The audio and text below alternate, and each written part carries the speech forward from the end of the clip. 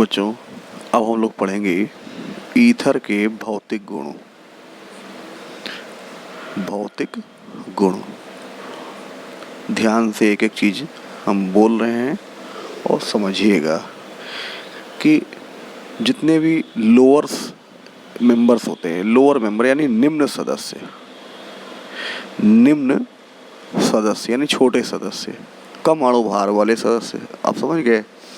निम्न सदस्य जैसे dimethyl ether, diethyl ether, नहीं, dimethyl ether, ethyl methyl ether, ये सामान्य ताप पर गैस हैं। हमने जो नाम बोले हैं उनको भी लिखेंगे आप, हम यहाँ लिख नहीं रहे हैं क्योंकि समय लगता है। सामान्य ताप पर गैस हैं। कौन गैस हैं? अभी हमने बताया डाई मेथिल ईथर और एथिल मेथिल ईथर। जबकि उच्च सदस्य, अब उच्च सदस्य जैसे अब डाई एथिल ईथर, ये कम क्वथनांक वाला द्रव है, यानी जैसे ही थोड़ा सा तापमान अधिक होता है ये वाष्पित हो जाता है, और जैसे जैसे अणुभार बढ़ता जाता है ये सारे के सारे क्या हो जाएंगे? द्रव होते जाएंगे, यानी इनका क्वथनांक बढ़ता जाएगा।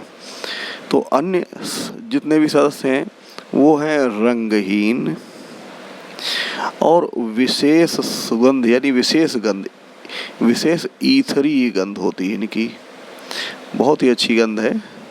विशेष ईथरी गंध वाले द्रव हैं।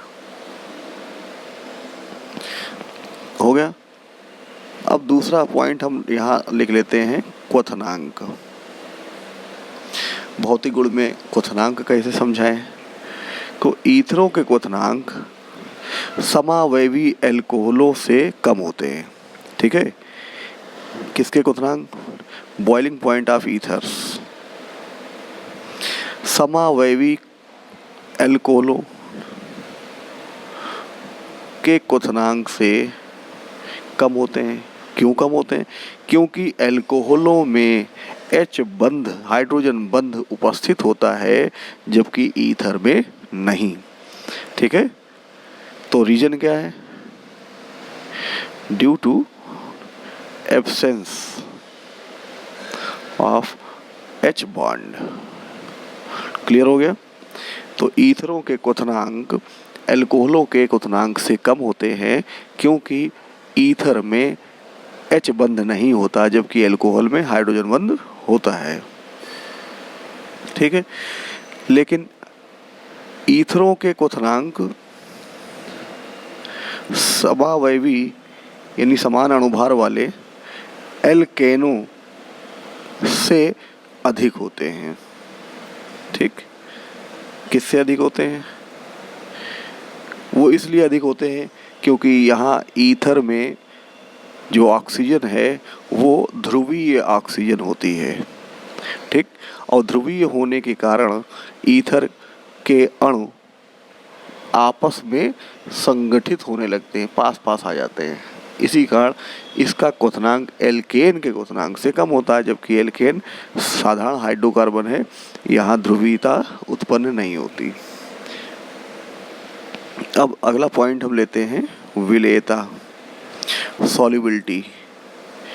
तो ईथरों की जल में विलेयता अपने संगत एल्कोहल के समान होती है। ठीक है।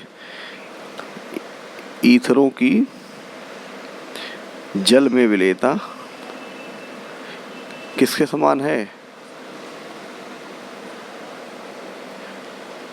संगत एल्कोहलों के समान होती है। बहुत ध्यान से आपको समझना है, ये लगभग में समान होती है। ठीक है।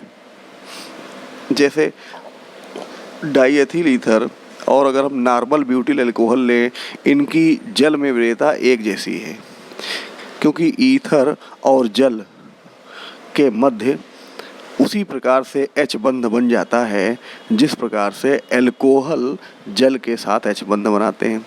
कैसे बनाते हैं आप ध्यान से देखिए। ये हमने ले लिया ईथर। ठीक है, और ये हम ले रहे हैं H2O। यहाँ इस प्रकार से H बंध बनता है, ध्यान देना आप लोग। ठीक है, तो ईथर जल के अणु के साथ H बंध बना ले रहा है, इस कारण ये जल में विलय। ठीक इसी प्रकार से अल्कोहल भी हाइड्रोजन बंध बना लेते हैं जल के साथ, इसलिए वो भी जल में विलय। लेकिन किंतु यहाँ जो महत्वपूर्ण चीज़ है कि एल्किल समूह का भार बढ़ने पर, किंतु एल्किल समूह का भार यानी आकार बढ़ने पर ईथरों की जल में विलेयता घटती है। ठीक, क्यों घटती है? क्योंकि एल्किल समूह जल विरोधी समूह होते हैं। यह याद रखना, क्या होता है, ये हाइड्रोफोबिक ग्रुप्स होते हैं, जल विरोधी। तो जैसे जैसे एल्किल का आकार बढ़ता जाएगा, ईथरों की जल में विलेयता भी घटती जाएगी। अब समझ में आ गया आपको? भौतिक गुण आप जैसे हमने समझाए हैं उसी प्रकार से आप लिखेंगे।